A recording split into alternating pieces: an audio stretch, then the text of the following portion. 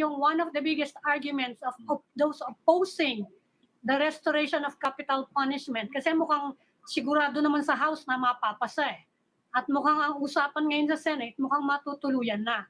But people are reminding Congress that there is no opt-out provision from our international commitment to abolish capital punishment.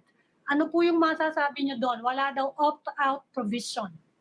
Well, I don't think just for example yung ating international treaty, yung VFA, 'di ba? When the President Duterte said na ayaw niya na mag VFA, the Senate abrogated the treaty. And we can also That's bilateral eh. Bilateral eh. Yung sa capital punishment is an international commitment. Sir, the Senate did not abrogate the treaty. Yes. Again. It's not a treaty, yes. VFA is not. It's not a treaty. Yeah, but similarly, almost all treaties, especially kapag ang issue is about the fundamental or constitution of our country, I think that should prevail. Now we can there are international organizations where we are members of, and other nations are also members of, that sometimes they do not follow. Example lang, itong sa West Philippine Sea, the China did not follow the arbitration ruling. And they are member of UNCLOS, they are member of the United Nations, and yet they did not follow. So I don't see any reason, if it is the wisdom of the legislature to come up with a capital punishment, and that this will form part of the law of the land. And I think this is what should prevail. Yes, sir, but hindi sabi na po ni Commissioner kanina. Hindi ba yung hihina, I'm just, i-follow up ko lang yung ginawa niya example. Hindi ba hihina yung argument natin sa West Philippine Sea that China should in fact comply with the UN law of the sea? Tapos ngayon tayo pala yung magbabiolate din ng treaty. Di ba hihina yung argument natin kapag gano'n? Hindi, totoo, no? Because of that particular example that I used, sinasabi ko lang that no one can stop any nation, no? Especially if it is the law of the land that is at stake. And it is incumbent upon the legislature to ensure that the laws of the land will be followed. Yes, sa akin palagay, what should prevail here, if it runs conflict with any treaty or is our constitution. And if the constitution allows the imposition of the capital punishment as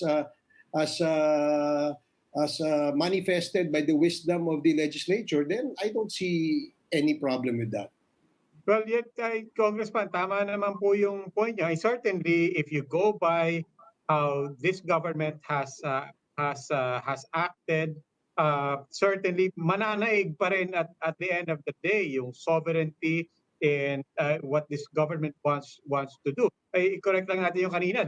The Senate did not even abrogate any treaty. It was the president saying, no, this is foreign policy. This is my prerogative to do as I wish, invoking sovereignty. So we're there. You can invoke sovereignty. Yan ang mananaig. But penalty and getting penalized by other nations, this is also the prerogative of other nations. And in this particular case, that's what the commissioner is and critics are also warning. Yes, we can push through with what we want to do. We can invoke sovereignty, but there are consequences that we might have there. For example, GSP Plus keeps getting into the conversation. Well, I agree with you, Robbie, no, na merong mga consequences, and there are perhaps pretty stiff implications if we do not follow what we have signed in for, no? But sa akin kasi, in the whole of Southeast Asia, it's only the Philippines and Cambodia who doesn't have the death penalty on drug-related crimes. So, and that gives it perhaps some sort of a reason for all these drug syndicates to proliferate in the area where they feel and they know that they can get away with the penalty of death. So sa akin palagay, ito yung dapat bigyang tuon, ito yung bigyan ng weight natin, no? Especially if indeed there will come to a point that we will have to abrogate whatever membership in any international organization, whatever conditions, whatever contract that we've signed with these international organizations, as long as it will do good for the country. I don't see any reason for that. I myself would probably would support that, Robbie.